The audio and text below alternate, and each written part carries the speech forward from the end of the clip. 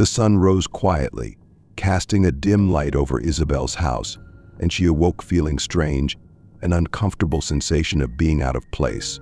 She shook it off and resolved to try to make sense of the things she'd seen and felt. After a quick, tasteless breakfast, Isabelle decided to take another walk through her neighborhood. The familiar streets looked the same as ever, but the people who passed by her seemed detached, distant, and her attempts at greetings were ignored. Growing frustrated, she watched Mr. Harlan, her neighbor, work in his garden, blissfully unaware of her presence as she tried to get his attention.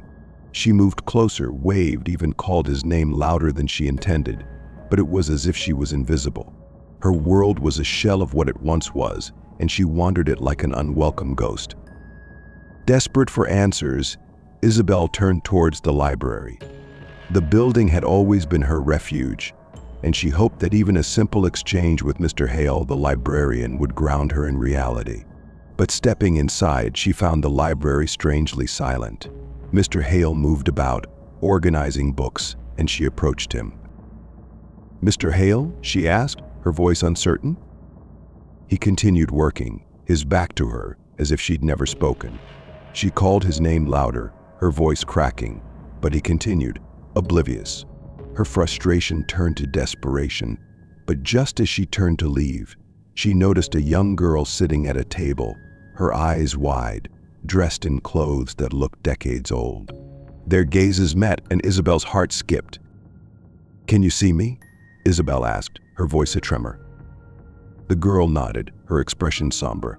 "Yes, but you're fading like the others." "Fading?" Isabelle took a step back, her voice barely a whisper. "What do you mean?" The girl held her gaze, saying nothing. Then she looked over Isabelle's shoulder, as if seeing someone else or something. Isabelle turned sharply, but there was only the empty library. When she looked back, the girl had disappeared, leaving Isabelle alone in the silence. The mysterious girl's words haunted Isabelle as she hurried back home, her mind racing. Fading? Like the others? The question swirled in her mind, a growing fear pushing her to search for anything that might explain what was happening. Inside her house, she began searching drawers, looking for any clue.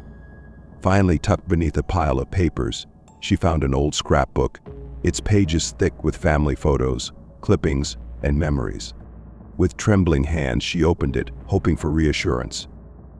But as she looked through the photos, dread washed over her. Her face, present in each picture, was hazy, blurred, as if she were a ghost among the living.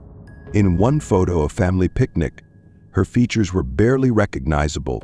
In another, her presence was nothing but a faint shadow. Her hands shook as she flipped the pages, finding each image of herself strangely distorted, like a memory fading from existence. And then, near the back of the scrapbook, she found a brittle, yellowed newspaper clipping. She read the headline slowly, her own name jumping out at her.